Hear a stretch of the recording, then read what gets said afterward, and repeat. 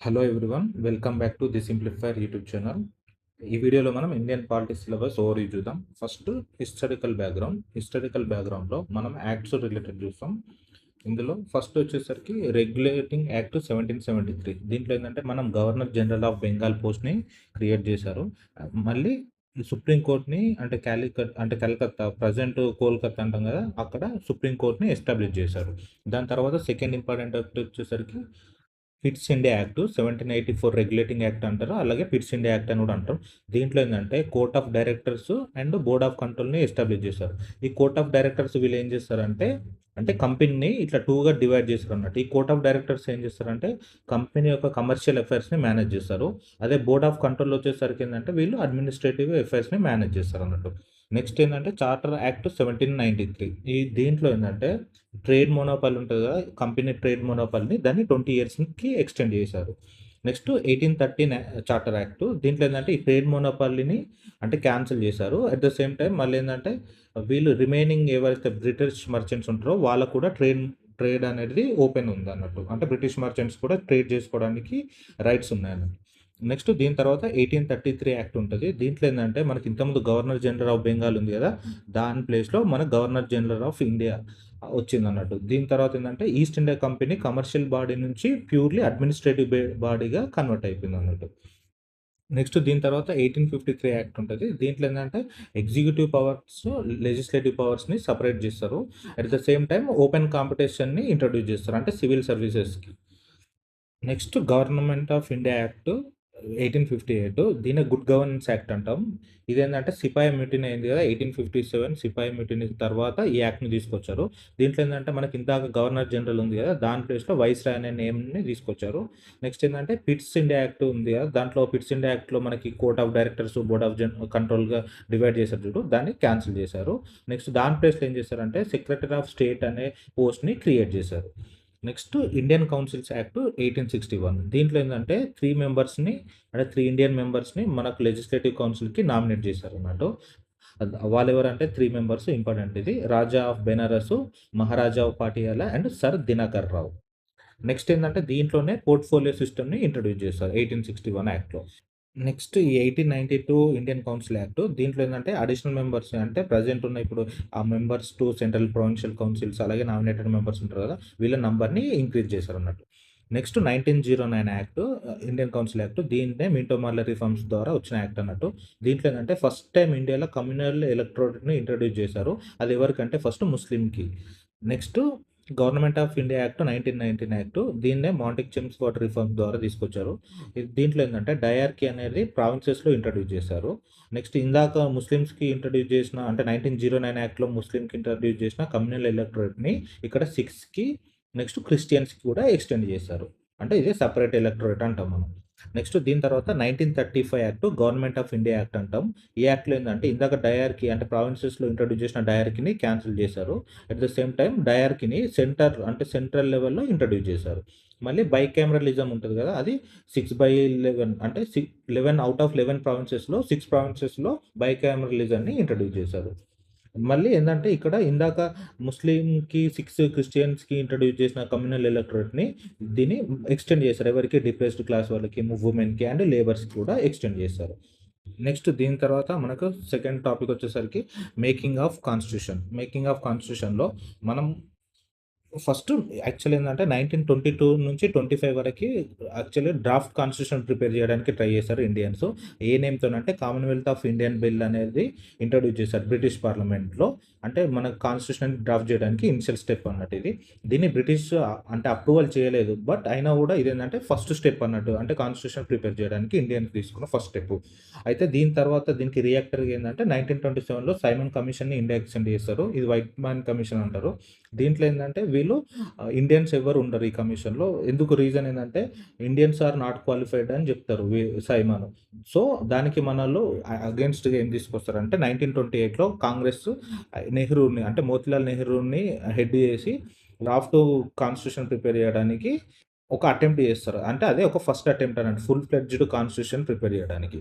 దాని తర్వాత 1932లో రౌండ్ టేబుల్ కాన్ఫరెన్సెస్ హెల్డ్ అయితే ఇక్కడ బ్రిటిష్, అంటే ఇంగ్లాండ్లో, ఎవరికి అంటే బ్రిటిష్ గవర్నమెంట్ మరి అండ్ ఇండియన్ లీడర్స్ మధ్యలో. ఇంట్లో తీసుకున్న డిసిషన్సే మనకి గవర్నమెంట్ ఆఫ్ ఇండియా యాక్ట్ 1935కి బేస్ అన్నట్టు. Next constituent assembly. మనం 1922 నుంచి 1934 వరకి కాన్స్టిట్యూషన్‌ని డిమాండ్ చేశారు.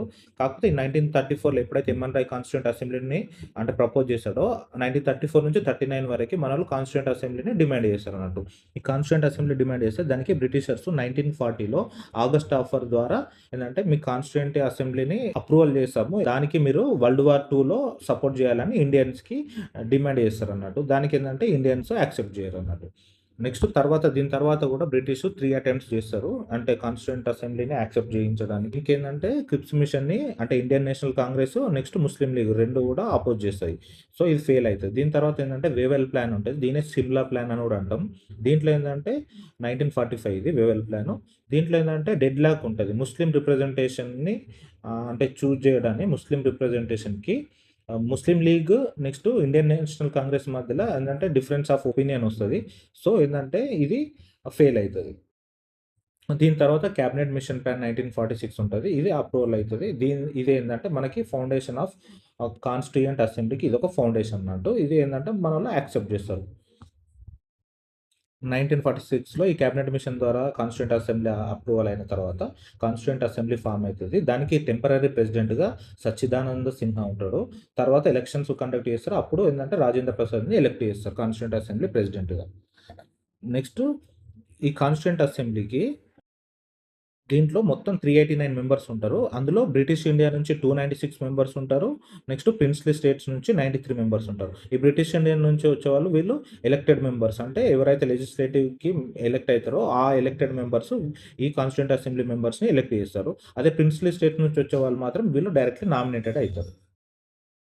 నెక్స్ట్ 1946 నవంబర్‌లో కాన్స్టిట్యూయెంట్ అసెంబ్లీ ఫార్మ్ అయిన తర్వాత దీంట్లో ఏందంటే కమిటీస్ ఉంటాయి. ఇందులో కమిటీస్ చైర్‌పర్సన్ ఇది అడుగుతారు క్వెషన్స్. దీంట్లో ఏందంటే స్టీరింగ్ కమిటీకి ఎవరంటే రాజేంద్ర ప్రసాద్ హెడ్ ఉంటాడు. స్టేట్స్ కమిటీకి జవహర్లాల్ నెహ్రూ హెడ్ ఉంటాడు. నెక్స్ట్ ఏందంటే దీంట్లో డ్రాఫ్ట్ కమిటీ ఉంటది. దానికి బిఆర్ అంబేద్కర్ హెడ్ ఉంటారు. అలాగే next sub committee on fundamental rights ఉంటది. జేబీ కృప్లా అని అట్లా అంటే సర్టెన్ కమిటీస్ ఉంటాయి. దానికి చైర్‌పర్సన్స్ ఉంటారు. అది గుర్తుపెట్టుకోవాలి. Next sources of constitution. Sources of constitution ఈ టాపిక్‌లో ఏందంటే, మనకి గవర్నమెంట్ ఆఫ్ ఇండియా యాక్ట్ 1935 నుంచే మెజారిటీ అంటే ఇప్పుడు ప్రెజెంట్ ఉన్న కాన్స్టిట్యూషన్‌లో అంటే nearly half of the provisions మనం ఇక్కడ నుంచే తీసుకున్నాం. పబ్లిక్ సర్వీస్ కమిషన్ గాని, కాగ్ అంటే కంట్రోలర్ అండ్ ఆడిటర్ జనరల్ ఉంటారు కదా! ఆఫీస్ గాని, నెక్స్ట్ ఏందంటే గవర్నర్ ఆఫీస్ గాని, నెక్స్ట్ అలాగే ఎమర్జెన్సీ ప్రొవిజన్స్ మనం ఈ గవర్నమెంట్ ఆఫ్ ఇండియా యాక్ట్ 1935 నుంచే తీసుకున్నాం. దాని తర్వాత మనకు యూఎస్ఏ కాన్స్టిట్యూషన్ నుంచి మనం ఏ ప్రొవిజన్స్ తీసుకున్నామంటే ఫండమెంటల్ రైట్స్ గాని, ఇంపీచ్‌మెంట్ ఉంటది కదా! ప్రెసిడెంట్ ఇంపీచ్‌మెంట్ ఆ ప్రొసీజర్ గాని, నెక్స్ట్ ఏందంటే ఇండిపెండెంట్ జ్యుడిషియరీ గాని, మనం ఈ ప్రొవిజన్స్ అన్ని యూఎస్ఏ నుంచి తీసుకున్నాం. అలాగే యూకే నుంచి పార్లమెంటరీ ఫార్మ్ ఆఫ్ గవర్నమెంట్, అలాగే బైకామరలిజం అండ్ క్యాబినెట్ ఉంటది కదా! దాన్ని మనం యూకే నుంచి తీసుకున్నాం.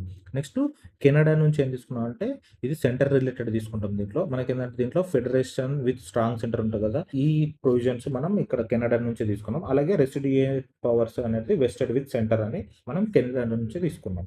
నెక్స్ట్ రష్యా నుంచి ఫండమెంటల్ డ్యూటీస్, జపాన్ నుంచి ప్రొసీజర్ ఎస్టాబ్లిష్డ్ బై లా ఉంటది కదా! అది జపాన్ నుంచి తీసుకున్నాం. నెక్స్ట్ ఆర్ఎస్ఏ అంటే south Africa, republic of south Africa. South Africa నుంచి మనం ఏందంటే కాన్స్టిట్యూషన్ అమెండ్మెంట్ ప్రొసీజర్‌ని తీసుకున్నాం. అలాగే ఐర్లాండ్ నుంచి వచ్చేసరికి డీపీఎస్పీ అంటే directive principles of state policy, అలాగే ప్రెసిడెంట్ ఎలక్షన్ ఈ ప్రొవిజన్స్ మనం ఐర్లాండ్ నుంచి తీసుకున్నాం. అలాగే ఆస్ట్రేలియా నుంచి మనం ఏందంటే ఈ కాంకరెంట్ లిస్ట్ అని నెక్స్ట్ ఏందంటే జాయింట్ సిట్టింగ్ ఉంటది కదా! పార్లమెంట్‌లో జాయింట్ సిట్టింగ్ అనేది ఈ ప్రొవిజన్స్ మనం ఆస్ట్రేలియా నుంచి తీసుకున్నాం. నెక్స్ట్ వేమర్ కాన్స్టిట్యూషన్ అంటే జర్మన్ కాన్స్టిట్యూషన్ నుంచి ఏం తీసుకుంటామంటే, మనకి ఫండమెంటల్ రైట్స్‌ని సస్పెండ్ చేస్తాం కదా! ఎప్పుడు ఎమర్జెన్సీ పీరియడ్‌లో అది మనం జర్మన్ నుంచి తీసుకున్నాం అన్నట్టు. నెక్స్ట్ దీని తర్వాత మనకి నెక్స్ట్ వచ్చేసరికి salient features of Indian constitution చూస్తాము. సేలియంట్ ఫీచర్స్ ఆఫ్ ఇండియన్ కాన్స్టిట్యూషన్‌లో మనకి లెంతియెస్ట్ రిటన్ కాన్స్టిట్యూషన్. ఎందుకంటే మనకు ఆర్టికల్స్ 395 నంబర్డ్ ఆర్టికల్స్ ఉంటాయి. 450 ప్లస్ ఆర్టికల్స్ ఉంటాయి. ఇది సో లెంతీ అన్నట్టు. నెక్స్ట్ ఏందంటే మల్టిపుల్ సోర్సెస్ ఇందాక చెప్పినట్టు మల్టిపుల్ సోర్సెస్ నుంచి మనం ఎక్స్ట్రాక్ట్ చేసాం అన్నట్టు. నెక్స్ట్ ఏందంటే బ్లెండ్ ఆఫ్ రిజిడిటీ ఉంటే ఫ్లెక్సిబిలిటీ ఉంటది. అంటే సర్టెన్ కాన్స్టిట్యూషనల్ అమెండ్మెంట్ చేయడానికి రిజిడిటీ అంటే చాలా డిఫికల్ట్ అన్నట్టు అమెండ్ చేయడానికి అది. నెక్స్ట్ ఏందంటే ఆర్డినరీ బిల్స్ అలాంటివి చేయడం ఫ్లెక్సిబుల్‌గానే ఉంటాయి. సో ఏందంటే ఇది mix of rigidity and flexibility అన్నట్టు. అలాగే ఫెడరల్ సిస్టమ్ ఉంటది కదా! 3 లిస్ట్‌లు ఉంటాయి కదా! State list, central list, concurrent list అని అంటే డివిజన్ ఆఫ్ పవర్స్ అన్నట్టు. నెక్స్ట్ ఏందంటే పార్లమెంటరీ ఫార్మ్ ఆఫ్ గవర్నమెంట్ ఉంటది. దీంట్లో ఏందంటే మామూలుగా 2 హెడ్స్ ఉంటారు. నామినల్ హెడ్ అని, రియల్ హెడ్ అని, అలాగే కౌన్సిల్ ఆఫ్ మినిస్టర్స్ ఉంటారు. ఇది పార్లమెంటరీ ఫామ్. దాని తర్వాత ఏంటంటే ఇంటిగ్రేటెడ్ అండ్ ఇండిపెండెంట్ జ్యుడిషియరీ ఉంటుంది. ఇంటిగ్రేటెడ్ జ్యుడిషియరీ అంటే హైరార్కీ, సుప్రీం కోర్ట్ ఉంటుంది, దాని కింద హై కోర్ట్ ఉంటుంది, దాని కింద డిస్ట్రిక్ట్ కోర్ట్, అలా ఏంటంటే హైరార్కీ ఉంటుంది కదా, అది ఇంటిగ్రేటెడ్ జ్యుడిషియరీని రిప్రజెంట్ చేస్తుంది. అలాగే ఇండిపెండెంట్ జ్యుడిషియరీ ఏంటంటే సెక్యూరిటీ ఆఫ్ టెన్యూర్ ఉంటుంది, అంటే ఎవరికి సుప్రీం కోర్ట్ జడ్జ్ కానీ హై కోర్ట్ జడ్జ్ కానీ ఉంటుంది. అంటే ఇదేంటంటే వాళ్ళ వర్కింగ్ని డిస్టర్బ్ చేయకుండా, అంటే వాళ్ళకి ఇండిపెండెన్స్ ఇవ్వడానికి ఉంటుంది. అలాగే వాళ్ళ సాలరీస్ అనేది కన్సల్టేటివ్ ఫండ్ ఆఫ్ ఇండియా నుంచి ఏంటంటే ఛార్జ్ చేస్తారన్నమాట. అంటే పార్లమెంటు వాళ్ళ సాలరీస్ పైన ఎటువంటి లా చేయడానికి అవకాశం ఉండదు అన్నట్టు. సో వాళ్ళకి ఏంటంటే ఇండిపెండెంట్ ప్రొవిజన్ అన్నట్టు ఇది. నెక్స్ట్ ఏంటంటే ఫండమెంటల్ రైట్స్ కానీ, ఫండమెంటల్ డ్యూటీస్ కానీ, యూనివర్సల్ అడల్ట్ ఫ్రాంచైజ్ కానీ, నెక్స్ట్ ఏంటంటే సింగిల్ సిటిజన్షిప్ కానీ, 3 టైర్ గవర్నమెంట్, కోఆపరేటివ్స్, ఇవన్నీ ఏంటంటే ఇండియన్ కాన్స్టిట్యూషన్ యొక్క సేలియంట్ ఫీచర్స్ అన్నట్టు. మన ఇండియన్ కాన్స్టిట్యూషన్ అంటే కంప్లీట్ చేయడానికి మనకు 2 ఇయర్స్ 11 మంత్స్ 18 డేస్ పట్టింది అన్నట్టు ఇండియన్ కాన్స్టిట్యూషన్ రాయడానికి. ఈ టైం కూడా ఇంపార్టెంట్. నెక్స్ట్ ఏంటంటే టోటల్ 22 పార్ట్స్ ఉన్నాయి, 395 ఆర్టికల్స్, ఇవి నంబర్డ్ ఆర్టికల్స్ అంటాం. నెక్స్ట్ ఏంటంటే 8 షెడ్యూల్స్ ఉంటాయి. ఈ 22 పార్ట్స్ ఏమో ప్రజెంట్ 25 పార్ట్స్ ఉన్నాయి. నెక్స్ట్ ఈ 395 ఆర్టికల్స్ ఉన్నాయి. 450 ప్లస్ ఆర్టికల్స్ ఉన్నాయి, నంబర్ ఆఫ్ ఆర్టికల్స్ ఇవి నంబర్డ్ ఆర్టికల్స్. నెక్స్ట్ తర్వాత 8 షెడ్యూల్స్ ఉన్నాయి కదా, ఇప్పుడు ఇవి కంప్లీట్గా అంటే 12 షెడ్యూల్స్ ఉన్నాయి. నెక్స్ట్ దీని తర్వాత మనకి షెడ్యూల్స్ పార్ట్స్ అని ఉంది. షెడ్యూల్స్ పార్ట్స్ అంటే 8 ఉన్నాయి, 12 అయినాయి అన్నగా ఇందాక. ఆ షెడ్యూల్స్ ఏంటో చూద్దాం. ఫస్ట్ ఏంటంటే టెరిటరీ గురించి ఉంటుంది. దాని తర్వాత సెకండ్ షెడ్యూల్ వచ్చేసరికి ఎమ్యూల్యుమెంట్స్ అంటే జీతభత్యాలు ఉంటాయి కదా, దాని గురించి ఉంటుంది. థర్డ్ వచ్చేసరికి affirmations and oaths and affirmation గురించి ఉంటుంది. ఫోర్త్ వచ్చేసరికి రాజ్యసభ సీట్స్ గురించి ఉంటుంది. ఫిఫ్త్ వచ్చేసరికి షెడ్యూల్డ్ ఏరియాస్ గురించి ఉంటుంది. సిక్స్త్ ఏంటంటే అదర్ షెడ్యూల్డ్ ఏరియాస్ ఉంటుంది. మనకి అదర్ షెడ్యూల్డ్ ఏరియాస్‌లోనే అస్సాము, త్రిపుర, మిజోరాం, మేఘాలయ సంబంధించిన షెడ్యూల్డ్ ఏరియాస్ గురించి ఉంటాయి. నెక్స్ట్ సెవెంత్ వచ్చేసరికి ఇది ఫెడరల్ స్ట్రక్చర్ గురించి చెప్తది. దాని తర్వాత నెక్స్ట్ ఎయిత్ వచ్చేసరికి అఫీషియల్ లాంగ్వేజెస్ గురించి. తర్వాత నైన్త్ వచ్చేసరికి ల్యాండ్ రిఫార్మ్స్ గురించి. నెక్స్ట్ 10థ్ వచ్చేసరికి ఇది డిఫెక్షన్ గురించి చెప్తది. నెక్స్ట్ 11 వచ్చేసరికి పంచాయత్ రాజ్ ఇన్స్టిట్యూషన్ గురించి చెప్తది. 12థ్ వచ్చేసరికి మున్సిపాలిటీస్ గురించి ఉంటాయి షెడ్యూల్స్. ఓకే. నెక్స్ట్ పార్ట్స్ వచ్చేసరికి 22 నుంచి ప్రజెంట్ 25 పార్ట్స్ ఉన్నాయి కదా, దీంట్లో ఫస్ట్ పార్ట్ వచ్చేసరికి జ్యూరిడిక్షన్ 1 అండ్ 2, ఈ 2 పార్ట్స్ కూడా జ్యూరిడిక్షన్ గురించి ఉంటాయి. ఇదేంటంటే యూనియన్ అండ్ టెరిటరీస్, యూటీస్ ఎట్లున్నాయని చెప్తుంది. ఈ సెకండ్ వచ్చేసరికి సిటిజన్షిప్ గురించి చెప్తుంది. ఈ థర్డ్ పార్ట్ వచ్చేసరికి ఫండమెంటల్ రైట్స్ గురించి. ఫోర్త్ వచ్చేసరికి డిపిఎస్పి. నెక్స్ట్ 4A అని ఉంటుంది, ఇది ఫండమెంటల్ డ్యూటీస్ గురించి ఉంటుంది. నెక్స్ట్ తర్వాత ఈ 5, 6, 7 అంటే యూనియన్ గురించి, నెక్స్ట్ స్టేట్ గురించి, తర్వాత యూటీస్ గురించి ఉంటుంది. నెక్స్ట్ 9A 9B ఉంటుంది. 9 అంటే ఏంటంటే మనకి పంచాయత్ రాజ్ గురించి. నెక్స్ట్ 9B అంటే మున్సిపాలిటీస్ గురించి. నెక్స్ట్ ఏంటంటే 9B అంటే కోఆపరేటివ్స్ గురించి ఉంటుంది. నెక్స్ట్ ఈ 10 అనేది షెడ్యూల్డ్ అండ్ ట్రైబల్ ఏరియాస్ గురించి ఉంటుంది. నెక్స్ట్ 11, 12, 13 ఇదేంటంటే సెంటర్ స్టేట్ రిలేషన్షిప్ అంటే ఫెడరలిజం గురించి చెప్తుంది. నెక్స్ట్ తర్వాత ఈ 14, 15, 16, 17 ఇవి ఇంపార్టెంట్. 14 ఏంటంటే పబ్లిక్ సర్వీస్ కమిషన్ గురించి. 15 అంటే ఎలక్షన్ కమిషన్ గురించి చెప్తుంది. అలాగే 6th ఏంటంటే నేషనల్ కమిషన్స్ ఉంటాయి కదా, ఎస్సీ, ఎస్టీ, బీసీ అంటే స్పెషల్ ప్రొవిజన్స్ గురించి చెప్తుంది. నెక్స్ట్ తర్వాత 17 ఏమో అఫీషియల్ లాంగ్వేజెస్ గురించి చెప్తుంది. దీని తర్వాత ఏంటంటే మనకి 18, 20 కూడా ఉంటుంది. 18, 20 ఇవి 2 ఇంపార్టెంట్. 18 ఏంటంటే ఎమర్జెన్సీ ప్రొవిజన్స్ ఉంటాయి కదా మనకు, ఆర్టికల్ 352, 356, 360 వీటి గురించి 18th పార్ట్ చెప్తుంది. అదే అలాగే 20 ఏమో మనకి కాన్స్టిట్యూషనల్ అమెండ్మెంట్ ప్రొసీజర్ ఉంటుంది కదా, కాన్స్టిట్యూషనల్ అమెండ్మెంట్ ప్రొసీజర్ గురించి ఆర్టికల్ 368 ఉంటుంది. ఇది ఏంటంటే పార్ట్ 20. Next preamble. ఈ ప్రియాంబుల్ ఏంటంటే ఈ ఆర్డర్ ఇంపార్టెంట్. ఫస్ట్ ఏంటంటే సోవరిన్ అని ఉంటుంది, తర్వాత సోషలిస్టిక్ అని ఉంటుంది, తర్వాత సెక్యులరు, తర్వాత డెమోక్రటిక్, తర్వాత రిపబ్లిక్ ఉంటుంది. ఈ ఆర్డర్ ఇంపార్టెంట్. ఇదేంటంటే మనకి ప్రియాంబుల్ ఏం చెప్తుంది అంటే, ప్రియాంబుల్ అంటే మన కాన్స్టిట్యూషన్ పర్పస్ కానీ, కాన్స్టిట్యూషన్ అసలు సమ్మరీ అనేది ప్రియాంబుల్ ద్వారా మనకు అర్థమవుతుంది. ఇదేంటంటే ప్రియాంబుల్ నాట్ జస్టిషబుల్ అన్నట్టు అండ్ అమెండబుల్ అన్నట్టు. ఇప్పటివరకు ఒకటేసారి అమెండ్ చేశారు ప్రియాంబుల్ని, అది 42nd అమెండ్మెంట్ ద్వారా socialistic and secular and integrity ఈ వర్డ్స్ యాడ్ చేశారు. దీని తర్వాత అబ్జెక్టివ్స్ ఆఫ్ ప్రియాంబుల్ ఉంటుంది కదా, దీంట్లో ఏంటంటే జస్టిస్ ఉంటుంది. జస్టిస్ అంటే socio economic and political justice గురించి. నెక్స్ట్ ఏంటంటే లిబర్టీ ఉంటుంది. లిబర్టీ అంటే freedom of thought, expression, belief, faith, worship గురించి ఉంటుంది.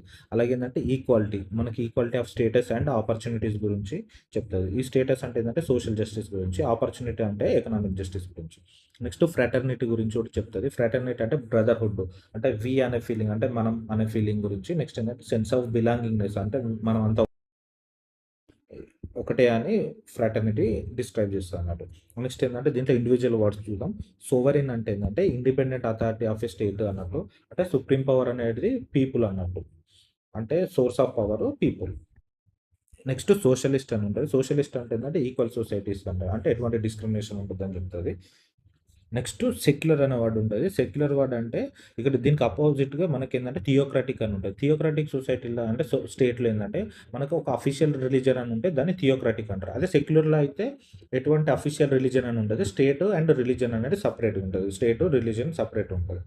నెక్స్ట్ ఏందంటే డెమోక్రాటిక్ అనే వర్డ్ ఉంటది. డెమోక్రాటిక్ దీనికి ఆపోజిట్ ఏందంటే ఆటోక్రాటిక్ ఉంటది. ఆటోక్రాటిక్‌లో మనకు డిక్టేటర్‌షిప్ ఉంటది. అదే డెమోక్రాటిక్‌లోకి వచ్చేసరికి గవర్నమెంట్ అనేది పీపుల్‌తోని చూజ్ అయిన అంటే పీపుల్ ఎలక్ట్ చేస్తారన్నట్టు గవర్నమెంట్‌ని. నెక్స్ట్ ఏందంటే డెమోక్రాటిక్‌లో డెమో అంటే పీపుల్, క్రాటోస్ అంటే గవర్నమెంట్. అంటే గవర్నమెంట్ చూజన్ బై పీపుల్ అన్నట్టు.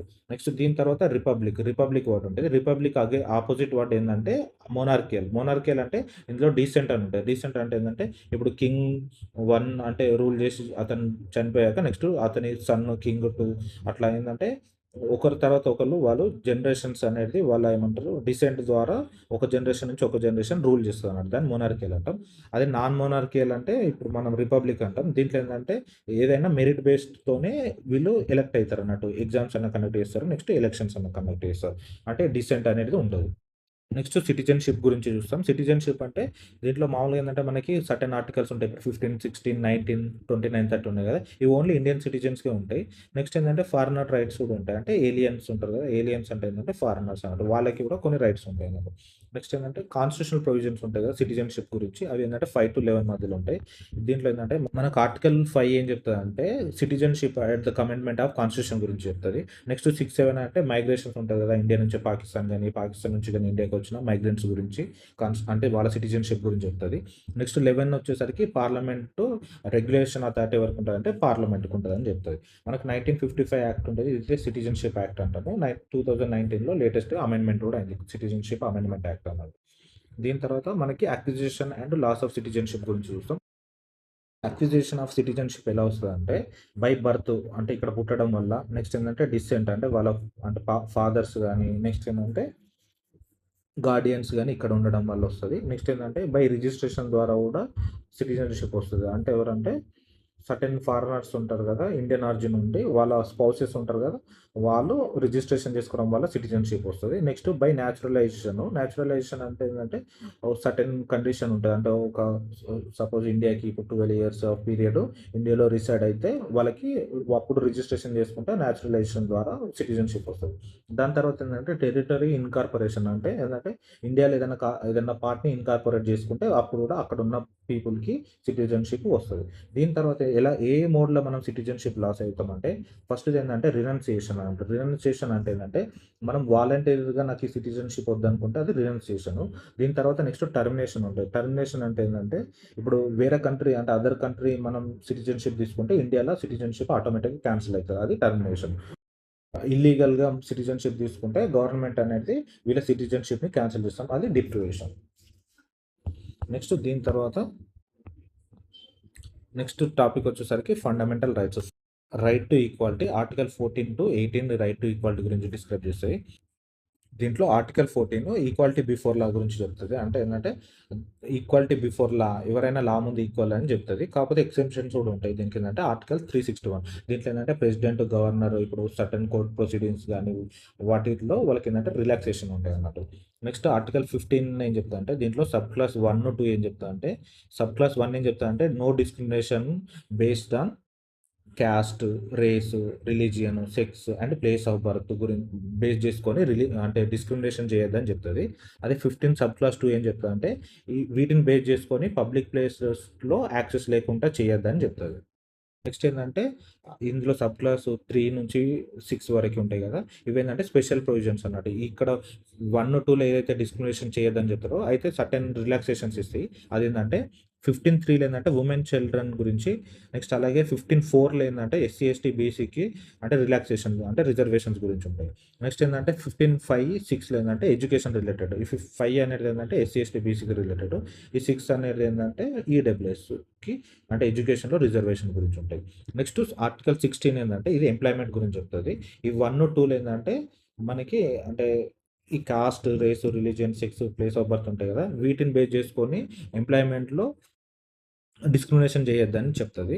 అయితే ఏందంటే ఈ 3-6లో రిజర్వేషన్స్ గురించి చెప్తది. అంటే ఏందంటే ఇవి ఎగ్జంప్షన్స్ అన్నట్టు. ఈ 16(1-2కి ఈ 16(3)-6 అనేటివి ఇవి ఎగ్జంప్షన్స్ అన్నట్టు. దాంట్లో ఏందంటే ఆర్టికల్ 16(3) ఏందంటే రెసిడెన్సీ బేస్ చేసుకొని కూడా అంటే ప్రెసిడెన్షియల్ ఆర్డర్ ద్వారా సర్టెన్ రెసిడెంట్‌కి అంటే రిజర్వేషన్ ఇయ్యొచ్చు.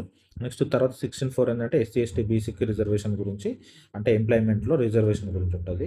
నెక్స్ట్ 16(5)లో ఏందంటే రిలీజియస్ ఇన్‌స్టిట్యూషన్‌లో రిజర్వేషన్ ఫాలో అవ్వచ్చు అని ఉంటది. నెక్స్ట్ 16(6) ఏందంటే ఇది ఈడబ్ల్యూఎస్ రిజర్వేషన్ ఇన్ ఎంప్లాయ్‌మెంట్ అన్నమాట. నెక్స్ట్ ఆర్టికల్ 17 ఉంటది. ఇదేంటంటే ప్రొహిబిషన్ ఆఫ్ అన్‌టచబిలిటీ అన్నట్టు. Untouchability related. దీంట్లో ఏందంటే మనకు 1955 యాక్ట్ ఉంటది. ఇదేంటంటే ప్రొహిబిషన్ ఆఫ్ అన్‌టచబిలిటీ అన్నట్టు. నెక్స్ట్ దీంట్లోనే మనకేందంటే 1989 ఎస్సీ, ఎస్టీ అట్రాసిటీ యాక్ట్ ఉంటది కదా! అది కూడా దీని ఆర్టికల్ 17 బేస్ చేసుకొని. నెక్స్ట్ ఏందంటే ఆర్టికల్ 18 ఉంటది. ఇది అబాలిషన్ ఆఫ్ టైటిల్స్ గురించి. అబాలిషన్ ఆఫ్ టైటిల్స్ గురించి. దీంట్లో ఏందంటే అవార్డ్స్ ఉంటాయి, టైటిల్స్ ఉంటాయి. అవార్డ్స్‌ని మనం టైటిల్ లెక్క యూజ్ చేయొద్దన్నట్టు. అంటే దీంట్లో కొన్ని రిలాక్సేషన్‌లు ఉంటాయి. మిలిటరీ వాళ్ళకి ఇచ్చే అవార్డ్స్ అవి రిలాక్సేషన్ అన్నట్టు. నెక్స్ట్ దీని తర్వాత రైట్ టు ఫ్రీడమ్ అని ఉంటది. ఇది అంటే మోస్ట్ ఇంటర్ప్రిటెడ్ ఆర్టికల్ ఏందంటే మొత్తం ఉన్న అంటే కంప్లీట్ ఆర్టికల్స్‌లో ఆర్టికల్ 21 అన్నట్టు. ఇది రైట్ టు ఫ్రీడమ్ గురించే డిస్కస్ చేస్తది. దీంట్లో రైట్ టు ఫ్రీడమ్‌లో మనకు 19(1)లో ఏ నుంచి జీ వరకు ఉంటాయి. ఇవి ఇంపార్టెంట్. ఓకే. 19(1) ఏ ఏందంటే మనకి a freedom of speech and expression గురించి ఉంటది. నెక్స్ట్ బి ఏం చెప్తదంటే ఎక్కడైనా అసెంబుల్ కావచ్చు పీస్‌ఫుల్‌గా అని చెప్తది. సి ఏం చెప్తదంటే అసోసియేషన్ ఫార్మ్ చేసుకోవచ్చు అని చెప్తది. డి ఎక్కడైనా త్రూ ఔట్ ఇండియాలో ఎక్కడైనా మూవ్ కావచ్చు అని చెప్తది. ఈ వచ్చేసరికి ఇది ఎక్కడైనా రిసైడ్ అవ్వచ్చు. అంటే ఎక్కడైనా సెటిల్ అవ్వచ్చు ఇండియాలో అని చెప్తది. నెక్స్ట్ ఎఫ్ దేని గురించి చెప్తదంటే freedom to acquire property right గురించి చెప్తది. ఇదేంటంటే 44th కాన్స్టిట్యూషనల్ అమెండ్మెంట్ ద్వారా దీన్ని తీసేసి నెక్స్ట్ ఏందంటే 300(a)కి షిఫ్ట్ చేశారన్నట్టు. నెక్స్ట్ దీని తర్వాత జీ ఉంటది. జీ అంటే ఏందంటే ఏదైనా ప్రొఫెషన్ క్యారీ చేయొచ్చని ఉంటది. ఓకే. వీటికి 19 సబ్ క్లాస్ 2 నుంచి 7 ఏం చెప్తాయంటే వీటికి రీజనబుల్ రిస్ట్రిక్షన్స్ గురించి చెప్తాయి. అంటే ఈ రైట్ టు ఫ్రీడమ్ రిస్ట్రిక్షన్స్ అనేవి మనకి 19 సబ్ క్లాస్ 2 నుంచి 7 వరకు చెప్తున్నారు. నెక్స్ట్ ఆర్టికల్ 20 ఉంటది. ఇది ఏంటంటే అక్యూజ్డ్ పర్సన్ యొక్క రైట్స్ గురించి చెప్తదన్నట్టు. నెక్స్ట్ పోస్ట్ ఫ్యాక్టో ఇదేంటంటే క్రిమినల్ లాస్ గురించి చెప్తది. ఇదేంటంటే నాట్ రెట్రోస్పెక్టివ్ అని చెప్తది. Criminal laws are not retrospective అంటే ఏందంటే ఎప్పుడైతే ఏదైనా అఫెన్స్ కమిట్ చేసినప్పుడు అప్పుడైతే ఏ పనిష్మెంట్ ఉంటదో ఆ పనిష్మెంట్ మాత్రమే ఇయ్యాలని పోస్ట్ ఫ్యాక్టో ద్వారా చెప్తది. నెక్స్ట్ 20 సబ్ క్లాస్ 2లో ఏందంటే డబుల్ జేపార్డీ గురించి ఉంటది. డబుల్ జేపార్డీ అంటే ఏందంటే ఒక సేమ్ అఫెన్స్‌కి 2 టైమ్స్ పనిష్మెంట్ ఇవ్వద్దని చెప్తదన్నమాట. నెక్స్ట్ 20 సబ్ క్లాస్ 3 ఇది టెస్టిమోనియల్ కంపల్షన్. దీన్ని సెల్ఫ్ ఇన్స్క్రిప్షన్ అంటారు. అంటే దీంట్లో ఏందంటే ఏ పర్సన్ కూడా అతను అగెయిన్స్ట్‌గా విట్నెస్ ఇవ్వడానికి అంటే అవసరం లేదని చెప్తదన్నట్టు ఇది. ఇది మనకి నార్కోటిక్స్ టెస్ట్ ఉంటది కదా! నార్కోటిక్స్ టెస్ట్ అనేది దీని కిందకి వస్తదన్నట్టు. నెక్స్ట్ దీని తర్వాత నెక్స్ట్ ఈ ఆర్టికల్ 21 ఉంటది కదా! దీంట్లో ఏందంటే life and personal Liberty 2 rights ఉంటాయి. ఈ రైట్ టు లైఫ్ అని ఉంది కదా! ఇది ఆర్టికల్ 21 అన్నట్టు. ఇది మోస్ట్ ఇంటర్ప్రిటెడ్ ఫండమెంటల్ రైట్ అంటే ఆర్టికల్ 21 అన్నట్టు. అంటే చాలా సార్లు ఇంటర్ప్రిట్ చేశారన్నట్టు. మనకు రైట్ టు మ్యారేజ్ ఉంటది కదా! ఆ రైట్ టు మ్యారేజ్ అయినా నెక్స్ట్ ఆర్టికల్ 22 ఉంటది. ఏందంటే అరెస్టెడ్ పర్సన్ రైట్స్ గురించి చెప్తాదన్నట్టు. దీంట్లో 1 ఏం చెప్తదంటే వీళ్ళు ఎవరైతే అరెస్టెడ్ అయితారో వాళ్ళకి ఇన్ఫార్మ్ చేయాలి. ఏంది వాళ్ళు ఏ గ్రౌండ్స్ అంటే గ్రౌండ్స్ ఆఫ్ అరెస్ట్ వాళ్ళకి ఇన్ఫార్మ్ చేయాలన్నట్టు. దేన్ని బేస్ చేసుకొని వాళ్ళని అరెస్ట్ చేసామనేది వాళ్ళకి ఇన్ఫర్మేషన్ ఇయ్యాలి. నెక్స్ట్ ఏందంటే దీంట్లో 22(2)లో ఏం చెప్తారంటే వాళ్ళకి 24 అవర్స్‌లో వాళ్ళ నియరెస్ట్ కోర్ట్‌లో వాళ్ళని ప్రొడ్యూస్ చేయాలని ఉంటదన్నట్టు. నెక్స్ట్ ఇదేంటంటే ప్యూనిటివ్ అంటే ఆల్రెడీ అరెస్ట్ అయిన వాళ్ళ గురించి ఉంటది. నెక్స్ట్ 3-7 అంటే పీడీ అంటే ప్రివెంటివ్ డిటెన్షన్ గురించి చెప్తది. అంటే వీళ్ళకి ఎవరైతే పర్సన్స్‌ని అరెస్ట్ చేస్తాం కదా! ప్రివెంటివ్ డిటెన్షన్‌లో వాళ్ళకేందంటే వాళ్ళని మాక్సిమం ఏందంటే 3 మంత్స్ వరకే డిటైన్ చేయాలని ఉంటది.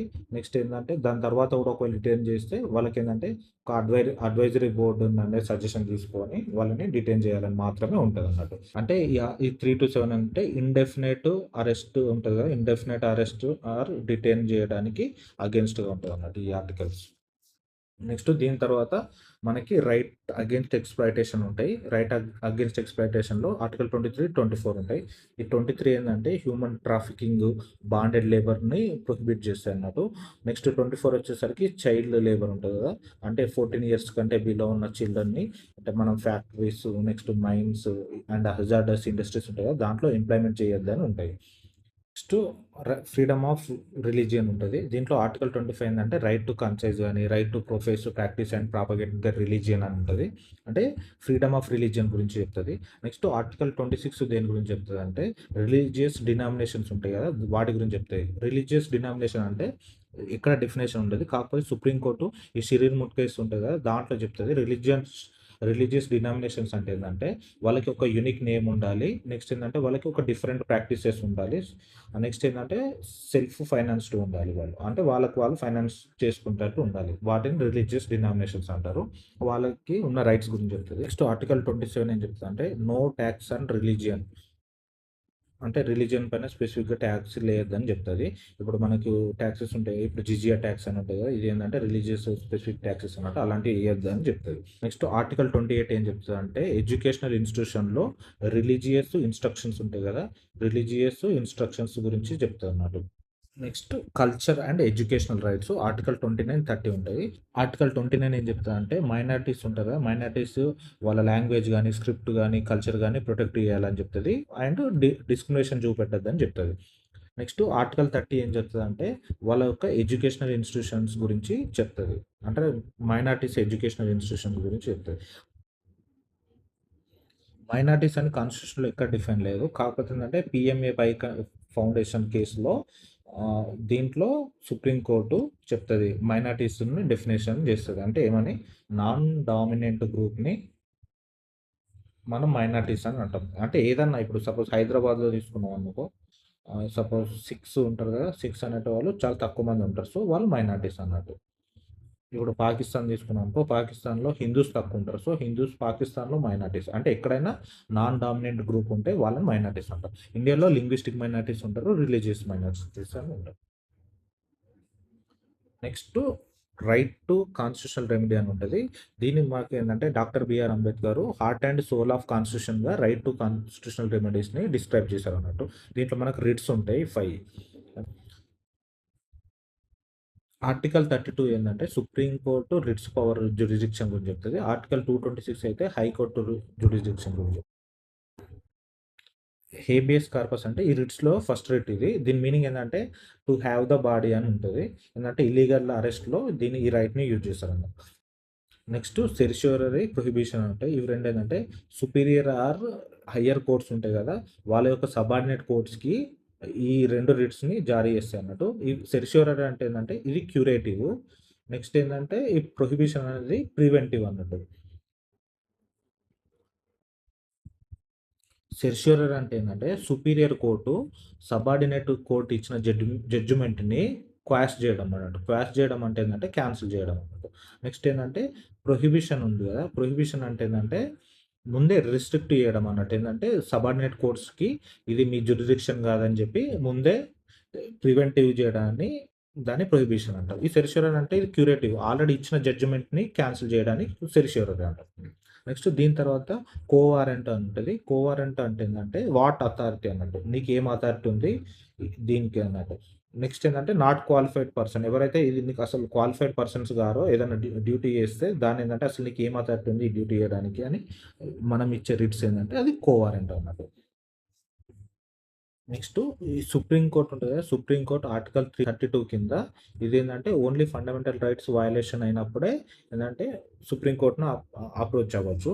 అదే హైకోర్ట్ వచ్చేసరికి 226 ఆర్టికల్ కింద ఏదన్నా లీగల్ రైట్ వయలేషన్ అయినా గూడా నెక్స్ట్ ఏందంటే ఎన్ఫోర్స్ చేయకున్నా గూడా వాళ్ళు అప్రోచ్ అవ్వచ్చు. 226 కింద హైకోర్ట్. అంటే హైకోర్ట్ జ్యూరిడిక్షన్ ఎక్కువుంటది రిట్స్‌లో సుప్రీం కోర్ట్ కన్నా. నెక్స్ట్ దీని తర్వాత మనకి ఆర్టికల్ 33 ఏంటంటే ఆర్మ్డ్ ఫోర్స్‌లో ఉన్న పర్సనల్ యొక్క రైట్స్‌ని వాటిపైన ఉన్న రిస్ట్రిక్షన్స్ గురించి చెప్తాయి. నెక్స్ట్ ఏందంటే ఆర్టికల్ 34లో ఏందంటే మార్షల్ లా ఎన్‌ఫోర్స్ ఉన్నప్పుడు ఫండమెంటల్ రైట్స్ పైన ఎట్లా రీజనబుల్ అంటే రిస్ట్రిక్షన్స్ ఉంటాయి అనేది చెప్తన్నారు. నెక్స్ట్ ఏందంటే 35లో పార్లమెంట్ అంటే దానికి అలోన్ కెన్ మేక్ లా అని చెప్తున్నారు. Parliament can alone make laws on fundamental rights అని చెప్తున్నారు. నెక్స్ట్ దీని తర్వాత నెక్స్ట్ కాన్సెప్ట్ వచ్చేసరికి ఫండమెంటల్ డ్యూటీస్. ఫండమెంటల్ డ్యూటీస్‌లో మనం ఫస్ట్ ఏం చూస్తామంటే వీటి యొక్క ఫీచర్స్ అండ్ ఇంపార్టెన్స్ చూస్తాం. ఇదేంటంటే ఫండమెంటల్ డ్యూటీస్ మనం పార్ట్ 4A కింద తీసుకున్నాం. ఇది స్వరణ్ సింగ్ కమిటీ రికమెండ్ చేసినారు. నెక్స్ట్ ఏందంటే వీటిని మనం మోరల్ డ్యూటీస్ అంటాము. నెక్స్ట్ ఏందంటే కన్ఫైన్డ్ టు సిటిజన్స్, ఇండియన్ సిటిజన్స్‌కి ఓన్లీ అన్నట్టు. నెక్స్ట్ ఏంటంటే దీంట్లో ఆర్టికల్ 51A కింద దీంట్లో మనకి ఇంపార్టెంట్ 2 ఆర్టికల్స్. ఒకటి జీ, నెక్స్ట్ ఒకటి కే. ఈ జీ అంటే ఎన్వైరన్మెంట్ ఓరియెంటెడ్‌గా ఫండమెంటల్ డ్యూటీస్ ఏమి ఉంటాయో అది చెప్తది. నెక్స్ట్ కే ఏం చెప్తాదంటే రైట్ టు ఎడ్యుకేషన్. అది 6-14 ఇయర్స్ వాళ్ళకి ఎడ్యుకేషన్ అనేది అది కూడా ఫండమెంటల్ డ్యూటీలో ఇన్సర్ట్ చేశారన్నమాట. నెక్స్ట్ దీని తర్వాత నెక్స్ట్ డీపీఎస్పీస్ ఉంటాయి. Directive principles of state policy. ఇదేం చెప్తదంటే వెల్ఫేర్ ఓరియెంటెడ్‌గా ఉంటాయి ఇది. అంటే పీపుల్ వెల్ఫేర్‌ని ప్రమో అంటే పీపుల్ వెల్ఫేర్‌ని ప్రమోట్ చేయడానికి ఈ డీపీఎస్పీస్ ఉంటాయి. దీంట్లో మనం ఏందంటే క్లాసిఫికేషన్ అండ్ సిగ్నిఫికెన్స్ చూద్దాం. దీంట్లో 3 టైప్స్ ఉంటాయి. సోషలిస్టిక్, గాంధీయన్ అండ్ లిబరల్ అనేది క్లాసిఫికేషన్ ఉంటది. ఈ సోషలిస్టిక్‌లో ఏందంటే 39 ఏబీసీడీ ఉంటాయి కదా! వాటి గురించి ఉంటది. అలాగే ఏందంటే 42 గురించి ఉంటది. 39 ఏం చెప్తదంటే ఇది లైవ్లీహుడ్ గురించి చెప్తది. లైవ్లీహుడ్ గురించి అంటే మనకేందంటే అడిక్వేట్ లైవ్లీహుడ్ ప్రొవైడ్ చేయాలి గవర్నమెంట్ అని చెప్తది. ఇప్పుడు మనకు ఉంది కదా! వీబీ, రామ్‌జీ అని అంతకుముందు ఎంజీ నరేగా అని ఉంది కదా! వాటి గురించి అంటే లైవ్లీహుడ్ మనకు ప్రొవైడ్ చేయాలని చెప్తదన్నమాట. ప్రెజెంట్ ఈ వీబీజీ రామ్ కింద 125 డేస్ ఏందంటే గ్యారంటీ వర్క్ అనేది ప్రొవైడ్ చేయాలి గవర్నమెంట్. అంటే లైవ్లీహుడ్ ప్రొవైడ్ చేయాలి. నెక్స్ట్ దీని తర్వాత 39 బి అండ్ సి ఉంటాయి. ఇవి రెండేందంటే వెల్త్ అనేది కాన్సంట్రేషన్ అవ్వకుండా అంటే పర్టిక్యులర్ పర్సన్ దగ్గర వెల్త్ కాన్సంట్రేట్ అవ్వకుండా ఉండాలి అని చెప్తుంది అన్నట్టు. అంటే దీనికి ఏంటంటే గవర్నమెంట్ తీసుకున్న యాక్షన్ ఏంటంటే మామూలుగా ల్యాండ్ సీలింగ్ యాక్ట్ ఉంటుంది కదా! ల్యాండ్ సీలింగ్ యాక్ట్ అంటే ఒక పర్సన్ దగ్గర ఇంతకు మించి ల్యాండ్ ఉండొద్దని చెప్పేది. ఇది ల్యాండ్ సీలింగ్ యాక్ట్. నెక్స్ట్ దీని తర్వాత 39 డి ఉంటది. 39 డి అంటే equal pay for equal work గురించి చెప్తదన్నట్టు. అంటే వుమెన్ అండ్ మెన్ మధ్యలో అంటే జెండర్ డిస్క్రిమినేషన్ ఉండొద్దని చెప్తది. నెక్స్ట్ ఆర్టికల్ 42 ఉంటది. ఈ ఆర్టికల్ 42 కూడా సోషలిస్టిక్ ప్రిన్సిపల్ అన్నట్టు. ఇదేం చెప్తాదంటే human condition of work place ఉంటది. వర్క్ ప్లేస్ కండిషన్ ఎలా ఉండాలని, నెక్స్ట్ ఏందంటే మెటర్నిటీ రిలీఫ్ ఉండాలని చెప్తదన్నట్టు. మనకు మెటర్నిటీ బెనిఫిట్ యాక్ట్ ఉంటది కదా! 1961 అని. ఇది ఈ ఈ ప్రొవిజన్‌ని సపోర్ట్ చేస్తదన్నట్టు. నెక్స్ట్ దీని తర్వాత గాంధీయన్ ప్రిన్సిపల్స్ ఉంటాయి. గాంధీయన్ ప్రిన్సిపల్స్‌లో 40 ఉంటది. ఏంటంటే విలేజ్ పంచాయతీని ఆర్గనైజ్ చేయాలని. అంటే పంచాయతీ రాజ్‌ని ఎస్టాబ్లిష్ చేయాలని ఉంటది కదా! అంటే మనకిప్పుడు 73rd అమెండ్మెంట్ ద్వారా పంచాయతీ రాజ్ యాక్ట్ తీసుకొచ్చారు కదా! ఇది ఆర్టికల్ 14కి సపోర్టివ్‌గా. నెక్స్ట్ ఏందంటే 43 ఉంటది. 43 అంటే ఏందంటే కాటేజ్ అండ్ ఏందంటే కోఆపరేటివ్స్ ఉంటాయి కదా! 43 ఏమో కాటేజెస్ గురించి. 43 ఏందంటే కోఆపరేటివ్స్‌ని ఎస్టాబ్లిష్ చేయాలని చెప్తన్నారు. నెక్స్ట్ దీని తర్వాత 46 ఉంటది. అంటే సోషియో ఎకనామిక్ అండ్ బ్యాక్వర్డ్ క్లాసెస్‌కి వాళ్ళ రైట్స్ గురించి చెప్తది. నెక్స్ట్ ఏందంటే 47, 48 ఉంటది. 47లో మనకేందంటే పబ్లిక్ హెల్త్ గురించి, అలాగేందంటే న్యూట్రిషన్ సపోర్ట్ ఉంటది గదా! వాటి గురించి చెప్తది. ఈ 47ని సపోర్ట్ చేసి మనకేందంటే పీఎం పోషణ్ ఉంటది గదా! వాళ్ళకి పీఎం పోషణ్ అనేది ఈ 47ని సపోర్ట్ చేస్తది. 48లో అగ్రికల్చర్, నెక్స్ట్ యానిమల్ హస్బెండరీ ఉంటది గదా! వాటి వెల్ఫేర్ గురించి 48 ఉంటది ఆర్టికల్ 48. దీని తర్వాత లిబరల్ ప్రిన్సిపల్స్ ఉంటాయి. నెక్స్ట్ ఈ 39 ఉంటది. ఇదేంటంటే ఫ్రీ లీగల్ ఎయిడ్ గురించి చెప్తది. ఫ్రీ లీగల్ ఎయిడ్ ఇది ఎన్ఎల్ఎస్ యాక్ట్ అని ఉంటది. ఎన్ఎల్ఎస్ యాక్ట్ 1987 ఉంటది. అంటే నేషనల్ లీగల్ సర్వీసెస్ యాక్ట్ దాని గురించి చెప్తది. నెక్స్ట్ ఆర్టికల్ 44 ఉంటది. ఇదేంటంటే యూనిఫార్మ్ సివిల్ కోడ్ గురించి చెప్తది. ఇప్పుడు మనకి గోవాలో ఉంటది గదా! యూనిఫార్మ్ సివిల్ కోడ్ అంటే ఎటువంటి అంటే డిస్క్రిమినేషన్ లేకుండా అందరికీ సేమ్ లా ఉండాలని చెప్తది. ఆర్టికల్ 45 ఏం చెప్తదంటే ఎర్లీ చైల్డ్‌హుడ్ కేర్ గురించి. నెక్స్ట్ ఏందంటే free and compulsory education up to 14 years ఉంటది గదా! 14 ఇయర్స్ వరకి ఫ్రీ అండ్ కంపల్సరీ ఎడ్యుకేషన్ ఉండాలని చెప్తది. దీని తర్వాత ఏందంటే 48 ఉంటది. నెక్స్ట్ 48 ఉంటది. ఇదేంటంటే ఎన్వైర్న్మెంట్, నెక్స్ట్ ఫారెస్ట్‌ని ప్రొటెక్ట్ చేయాలని చెప్తది. నెక్స్ట్ ఆర్టికల్ 50 వచ్చేసరికి separation of judiciary from executive. అంటే ఈ 15 ఏం చెప్తుంది అంటే జ్యుడిషియరీ నెక్స్ట్ ఎగ్జిక్యూటివ్ని సపరేట్ చేయాలని చెప్తుంది. ఇవన్నీ ఏంటంటే ఇవి లిబరల్ ప్రిన్సిపల్స్ అన్నట్టు. మనకు ఈ 48A కిందనే మనకు ఎన్వైరన్మెంట్ ప్రొటెక్షన్ యాక్ట్, నెక్స్ట్ ఏంటంటే వైల్డ్ లైఫ్ ప్రొటెక్షన్ యాక్ట్ ఉంటాయి కదా, అవి 48A కిందనే తీసుకొచ్చారు. నెక్స్ట్ వీటి తర్వాత మనం మామూలుగా ఇప్పటివరకు డిపిఎస్పిస్ని 4 టైమ్స్ అమెండ్ చేశారు. 42nd amendment, 44th, next 86 and 97. ఈ 97 లేటెస్ట్ అన్నట్టు. ఇదేంటంటే కోఆపరేటివ్స్ ఉంటాయి కదా, కోఆపరేటివ్స్ 43B ఇది మనకి 97th అమెండ్మెంట్ ద్వారా ఈ డిపిఎస్పిని తీసుకొచ్చారు. నెక్స్ట్ ఏంటంటే relationship with fundamental rights, DPSPs versus fundamental rights గురించి చూద్దాం. మనం ఏంటంటే ఫండమెంటల్ రైట్స్ వర్సెస్ డిపిఎస్పి. దీంట్లో ఫండమెంటల్ రైట్స్ అనేది పార్ట్ 3లో ఉంటుంది, డిపిఎస్పి పార్ట్ 4లో ఉంటుంది ఒకటి. నెక్స్ట్ ఏంటంటే ఫండమెంటల్ రైట్స్ అనేది జస్టిషియబుల్, అంటే ఇప్పుడు వీటిని ఎన్ఫోర్స్ చేయనప్పుడు కోర్టుకి అప్రోచ్ అవ్వచ్చు. నెక్స్ట్ ఏంటంటే డిపిఎస్పిస్ అంటే నాన్ జస్టిషియబుల్ అన్నట్టు. నెక్స్ట్ ఫండమెంటల్ రైట్స్ అంటే ఈ నెగిటివ్ అబ్లిగేషన్ అంటారు, అంటే ఏంటంటే స్టేట్ అంటే గవర్నమెంట్ని అంటే సర్టెన్ థింగ్స్ చేయొద్దని చెప్తుంది. నెక్స్ట్ డిపిఎస్కి వచ్చేసరికి పాజిటివ్ అప్లికేషన్స్, అంటే గవర్నమెంట్ ఏం చేయాలో చెప్తుంది. నెక్స్ట్ ఏంటంటే ఇది ఫండమెంటల్ రైట్స్ అనేది ఇండివిజువల్ లిబర్టీ పైన ఫోకస్ చేసి ఉంటుంది. అదే డిపిఎస్కి వచ్చేసరికి సోషల్ అండ్ ఎకనామిక్ వెల్ఫేర్, అంటే గవర్నమెంట్ ఏం వర్క్ చేయాలా అనేది చెప్తుంది. నెక్స్ట్ దీని తర్వాత మనకి బేసిక్ స్ట్రక్చర్ ఆఫ్ కాన్స్టిట్యూషన్ ఉంటుంది, అంటే డాక్ట్రిన్ ఆఫ్ బేసిక్ స్ట్రక్చర్ అని కూడా అంటాము. దీంట్లో మనకు కాన్సెప్ట్ ఏంటంటే మనకు బేసిక్ స్ట్రక్చర్ అనేది ఎక్కడ డిఫైన్ చేయలేదు కాన్స్టిట్యూషన్లో, ఇది ఎవాల్వింగ్ డాక్ట్రిన్ అన్నట్టు, అంటే టైం టు టైం ఎవాల్వ్ అవుతుంది. సుప్రీంకోర్టు అనేది వీటి యొక్క బేసిక్ స్ట్రక్చర్ ఫీచర్స్ని లేట్ డౌన్ చేస్తుంది అన్నట్టు. సారీ, ఇందాక మనకి మినర్వా మిల్స్ కేసు ఉంటుంది 1980. ఇది ఏం చెప్తుందంటే harmony and balance between fundamental rights DPSPs మధ్యలో హార్మోనీ బ్యాలెన్సింగ్ ఉండాలని చెప్తుంది. నెక్స్ట్ దీని తర్వాత మనం ల్యాండ్ మార్క్ జడ్జిమెంట్స్ చూద్దాం. Landmark judgement regarding basic structure గురించి చూద్దాం. దీంట్లో ఏంటంటే మనకి 1951లో Shankar Prasad versus union of India ఉంటుంది. ఈ కేసులో parliament can amend fundamental rights అని చెప్తుంది. Next 1967 Golaknath versus Punjab state ఉంటుంది. ఆ కేసులో ఏంటంటే parliament cannot amend fundamental rights అని చెప్తుంది. నెక్స్ట్ 1973లో ఫేమస్ ఇది కేశవానంద భారతి కేసు ఉంటుంది కదా, ఇది కేరళ రిలేటెడ్ కేసు. దీంట్లో ఏం చెప్తా అంటే parliament can amend fundamental rights but without effecting basic structure, అంటే బేసిక్ స్ట్రక్చర్ అనే వాటి ఫస్ట్ టైం ఇక్కడ మనం కేశవానంద భారతి కేసులో తీసుకొచ్చారు అన్నట్టు.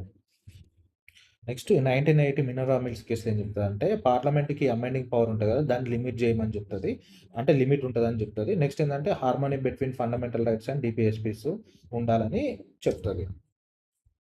నెక్స్ట్ ఏంటంటే 1994లో SR Bommai versus union of India case ఉంటుంది. దీంట్లో ఏంటంటే ఫెడరలిజం కానీ నెక్స్ట్ సెక్యులరిజం కానీ జ్యుడిషియల్ రివ్యూ కానీ వీటిని అన్నింటినీ బేసిక్ స్ట్రక్చర్ కింద తీసుకుంటారని చెప్తారు. నెక్స్ట్ ఏంటంటే 2007లో ఐఆర్ కోయల్లో అండ్ తమిళనాడు స్టేట్ కేసు ఉంటుంది. దీంట్లో ఏంటంటే 9th షెడ్యూల్ ఉంటుంది కదా ల్యాండ్ రిఫార్మ్స్ గురించి, దానిది అంటే బేసిక్ స్ట్రక్చర్ రివ్యూ గురించి చెప్తుంది. అంటే మనకి ఎప్పుడైతే ఫండమెంటల్ రైట్స్ అన్ని వయలేట్ అవుతుందో అది బేసిక్ స్ట్రక్చర్ రివ్యూ కింద వస్తుందని చెప్తుంది. నెక్స్ట్ దీని తర్వాత మనకి కాన్స్టిట్యూషనల్ సుప్రీమసీ గురించి చూస్తాం. కాన్స్టిట్యూషనల్ సుప్రీమసీ అంటే ఏంటంటే parliament can amend but without disturbing basic structure అని చెప్తుంది. ఒకవేళ బేసిక్ స్ట్రక్చర్ని డిస్టర్బ్ చేస్తే అది నల్ అండ్ వాయిడ్ లెక్క సుప్రీంకోర్టు డిసైడ్ చేస్తుంది. నెక్స్ట్ కాన్స్టిట్యూషనల్ అమెండ్మెంట్స్, ఇదేంటంటే మనకి కాన్స్టిట్యూషనల్ అమెండ్మెంట్ అంటే లివింగ్ డాక్యుమెంట్ అంట మన కాన్స్టిట్యూషన్, ఎందుకంటే ఇది టైం టు టైం అమెండ్ అవుతుంది. సో ఏంటంటే చేంజెస్ అనేది ఇన్కార్పొరేట్ అవుతాయి అన్నట్టు. ఫర్ ఎగ్జాంపుల్ ఇప్పుడు 104th కాన్స్టిట్యూషన్ అమెండ్మెంట్లో మనకు ఆంగ్లో ఇండియన్స్ నామినేట్ చేస్తారు కదా ప్రెసిడెంట్, దాన్ని క్యాన్సిల్ చేశారు అన్నట్టు, ఎందుకంటే ఇప్పుడు ఆంగ్లో ఇండియన్స్కి అంత ప్రామినెంట్ లేదు కాబట్టి దీన్ని తీసేశారు. నెక్స్ట్ అమెండ్మెంట్ ప్రొసీజర్ ఎలా ఉంటుంది చూస్తాం. మనం ఇందాక చెప్పినట్టు ఆర్టికల్ 368లో కాన్స్టిట్యూషన్ అమెండ్మెంట్ ప్రొసీజర్ ఉంటుంది. మనం కాన్స్టిట్యూషనల్ అమెండ్మెంట్ చేయాలంటే స్పెషల్ మెజారిటీ అవసరం ఉంటుంది. ఎంత అంటే 2/3 ప్రజెంట్ అండ్ ఓటింగ్ చేస్తారు కదా, అది అబ్సల్యూట్ మెజారిటీ కంటే ఎక్కువ ఉండాలి. అదే మనకి ఇక్కడ స్పెషల్ మెజారిటీగా ట్రీట్ చేస్తాం ఇక్కడ. నెక్స్ట్ ఏంటంటే ఇది ఎక్కడైనా ఇంట్రడ్యూస్ చేస్తారు కాన్స్టిట్యూషనల్ అమెండ్మెంట్ బిల్ని, లోక్సభలో అయినా రాజ్యసభలో అయినా. దాంట్లో లోక్సభకైనా రాజ్యసభకైనా ఈక్వల్ పవర్స్ ఉంటాయి. ఎప్పుడైతే బోత్ ఈ లోక్సభ రాజ్యసభ ఆ బిల్ని పాస్ చేస్తుందో అండ్ ఫెడరల్ స్ట్రక్చర్కి ఎఫెక్ట్ అయ్యేలా ఉందనుకో, అప్పుడు ఏం చేస్తారంటే ఆ బిల్ని స్టేట్స్ కూడా పంపిస్తారు. అందులో 50% రాటిఫికేషన్ ఉండాలి, అంటే 50% స్టేట్స్ దీనికి అంటే అసెంట్ ఇవ్వాలి, అంటే సపోర్టివ్గా. తర్వాత ఏం చేస్తారంటే 50% ఆఫ్ స్టేట్స్ రాటిఫికేషన్ చేసిన తర్వాత పార్లమెంట్‌కి పంపిస్తారు. అక్కడ ఏందంటే స్పీకర్ సర్టిఫై చేసి దాని తర్వాత ఏందంటే ప్రెసిడెంట్‌కి పంపిస్తారు. మనకేందంటే 24థ్ కాన్స్టిట్యూషనల్ అమెండ్మెంట్ ఉంటది. దీంట్లో ఏందంటే ప్రెసిడెంట్ అనేది ఈ కాన్స్టిట్యూషనల్ అమెండ్మెంట్ బిల్‌కి మ్యాండేటరీగా అసెంట్ ఇయ్యాలని ఉంటది. నెక్స్ట్ దీని తర్వాత మనకి కాన్స్టిట్యూషనల్ అమెండ్మెంట్స్ చూద్దాం. ఇంపార్టెంట్ కాన్స్టిట్యూషనల్ అమెండ్మెంట్స్ చూద్దాం. ఓకే. ఫస్ట్ కాన్స్టిట్యూషనల్ అమెండ్మెంట్ అనేది 1951లో అయింది. ఇదేంటంటే షెడ్యూల్ 9ని ఇన్కార్పొరేట్ చేయడానికి ఆర్టికల్ 31A తీసుకొచ్చారు. ఇదేంటంటే ఫస్ట్ అమెండ్మెంట్ కాన్స్టిట్యూషనల్ అమెండ్మెంట్ 1951లో. దీని తర్వాత మనకి సెవెంత్ కాన్స్టిట్యూషనల్ అమెండ్మెంట్ ఉంటుంది. ఇది 1956లో. దీంట్లో ఏంటంటే మనకు స్టేట్స్ రీఆర్గనైజేషన్ కమిషన్ ఉంటుంది కదా, ఫజల్ అలీ కమిషన్ అని, వీళ్ళు ఇచ్చిన రికమెండేషన్ని ఇంప్లిమెంట్ చేయడానికి మనలో సెవెంత్ అమెండ్మెంట్ తీసుకొచ్చారు. దీని తర్వాత 42nd and 44th constitution amendment important. ఈ 42nd అనేది 1976లో తీసుకొచ్చారు. 44th 1978లో.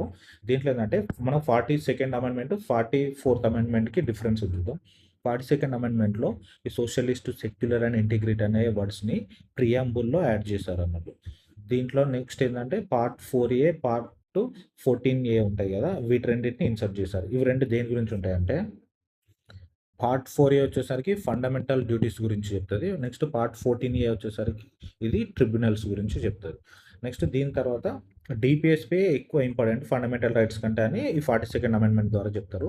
నెక్స్ట్ ఎందుకంటే దీంట్లో 39A, నెక్స్ట్ 43A, 48A కూడా ఇన్కార్పొరేట్ చేశారు 42nd అమెండ్మెంట్ ద్వారా. నెక్స్ట్ 5 సబ్జెక్ట్స్ ఉంటాయి కదా, 5 సబ్జెక్ట్స్ స్టేట్ లిస్ట్ నుంచి కాంకరెంట్ లిస్ట్కి పంపించారు. అవి ఏంటంటే ఎడ్యుకేషను, నెక్స్ట్ ఏంటంటే ఫారెస్ట్స్ అని ఉంటాయి, వైల్డ్ యానిమల్స్ అని, నెక్స్ట్ వెయిట్స్ అండ్ మెజర్స్ అని, నెక్స్ట్ ఏంటంటే constitution of all courts except high court and supreme courts అని ఉంటాయి కదా. ఈ 5 సబ్జెక్ట్స్ అనేది అంతకుముందు స్టేట్లో ఉంటాయి, తర్వాత కాంకరెంట్ లిస్ట్లోకి చేంజ్ చేశారు. నెక్స్ట్ ఏంటంటే దీంతో పాటు సుప్రీంకోర్టు అండ్ హైకోర్టు పవర్ని తగ్గించారు. నెక్స్ట్ ఈ లెజిస్లేటివ్ మెంబర్స్ 10 ఇయర్ ఉంటుంది కదా, దాన్ని 5 to 6 ఇయర్స్కి పెంచారు అన్నట్టు. 5 ఇయర్స్ నుంచి 6 ఇయర్స్కి. తర్వాత ఏంటంటే కోరంని రిమూవ్ చేశారు అన్నట్టు. ఈ కోరం అంటే ఏంటంటే మినిమం అటెండెన్స్ ఉంటుంది కదా, ఎందుకు మీటింగ్ కండక్ట్ చేయడానికి అటెండెన్స్ ఎంత మినిమం ఉంటుందో దాన్ని కోరం అంటారు. దాన్ని రిమూవ్ చేశారు. 1978లో ఏదైతే 42nd అమెండ్మెంట్లో ఇండియన్ నేషనల్ కాంగ్రెస్ తీసుకొచ్చిన అంటే ఈ చేంజెస్కి అగేన్స్ట్గా 44th కాన్స్టిట్యూషన్ అమెండ్మెంట్లో జనతా గవర్నమెంట్ తీసుకొచ్చింది.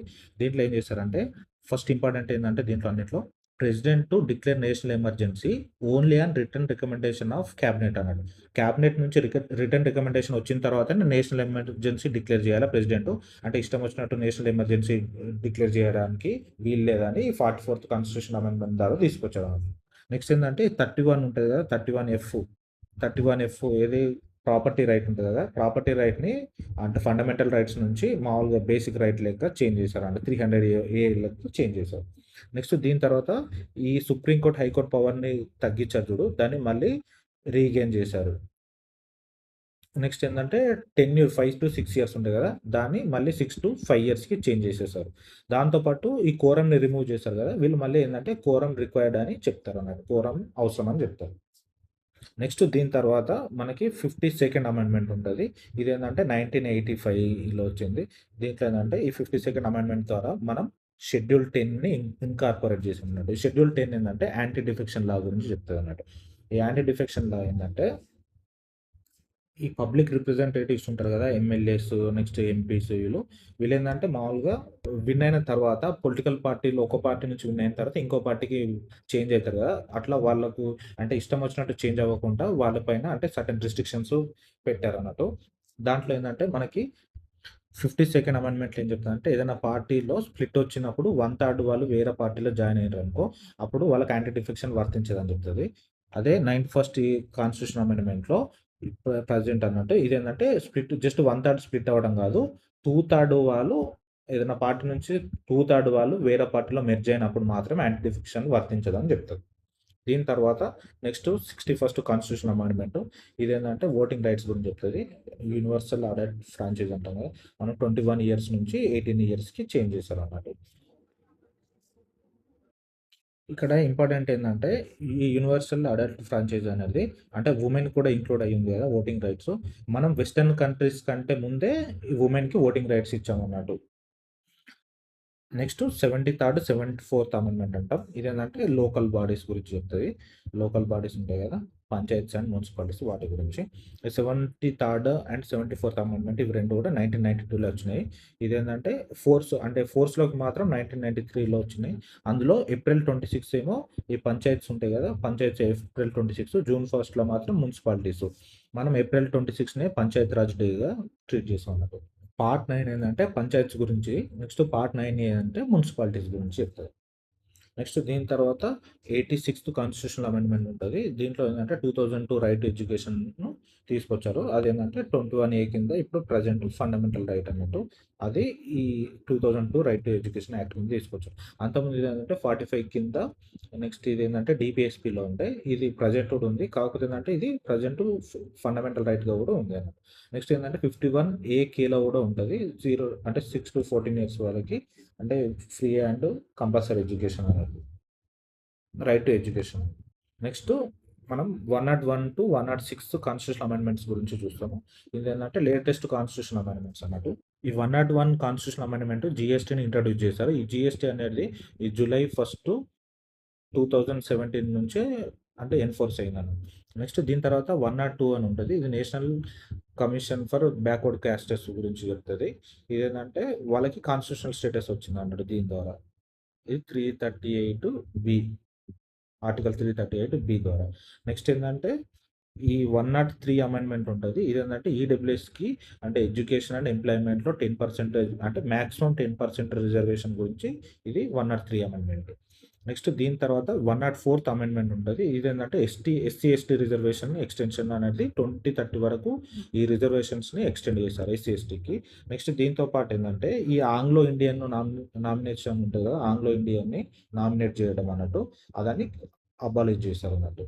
నెక్స్ట్ ఈ 105 కాన్స్టిట్యూషన్ అమెండ్మెంట్ ఏంటంటే ఇది బీసీని డిఫైన్ చేయడానికి, అంటే ఏ క్యాస్ట్లు బీసీ కింద వస్తాయి అనేది ఒక స్టేట్లో ఆ స్టేట్ గవర్నమెంటే డిసైడ్ చేయాలని చెప్తుంది అన్నట్టు. ఇది 105 కాన్స్టిట్యూషన్ అమెండ్మెంట్. అంటే స్టేట్స్ టు డిసైడ్ అంటే హూ ఈస్ బీసీస్ కిందకు వస్తారు అనేది స్టేట్ గవర్నమెంట్ డిసైడ్ చేస్తుందని చెప్తుంది. నెక్స్ట్ 106 వచ్చేసరికి ఉమెన్ రిజర్వేషన్ బిల్ చెప్తుంది. అదేంటంటే 1/3 రిజర్వేషన్ ఉంటుంది, అంటే 33% ఉమెన్ రిజర్వేషన్ బిల్లు. ఇది ఎక్కడ ఇంప్లిమెంట్ అంటే లోక్సభలో, నెక్స్ట్ స్టేట్ లెజిస్లేటివ్స్లో, అలాగే నేషనల్ క్యాపిటల్ టెరిటరీ ఢిల్లీ ఉంటుంది అది. ఇది ఏంటంటే 330 ఆర్టికల్ ఉంటుంది, 330A. నెక్స్ట్ ఏంటంటే 332A. నెక్స్ట్ ఢిల్లీకి సంబంధించి 239A ఉంటుంది కదా. ఈ మూడింటిని అంటే అమెండ్మెంట్ చేశారు అనమాట ఈ దాన్ని ఇంక్లూడ్ చేయడానికి.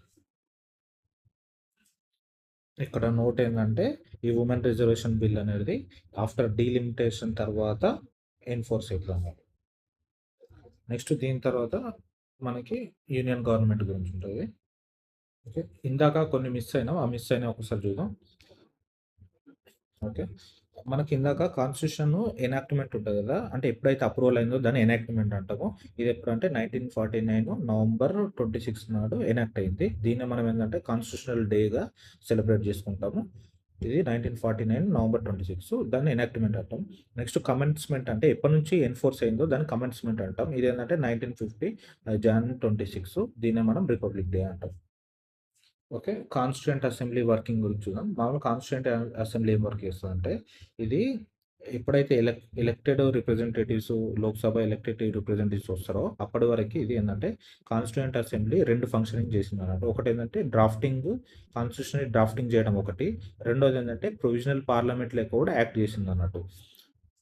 ఈ ప్రొవిజనల్ పార్లమెంట్లోనే మనకి ఫస్ట్ కాన్స్టిట్యూషనల్ అమెండ్మెంట్ ఉంది కదా, ఫస్ట్ కాన్స్టిట్యూషనల్ అమెండ్మెంట్ అనేది ఈ ప్రొవిజనల్ పార్లమెంటే తీసుకొచ్చారు అన్నట్టు. అంటే అది ఏంటంటే నథింగ్ బట్ కాన్స్టిట్యూయెంట్ అసెంబ్లీ అన్నట్టు.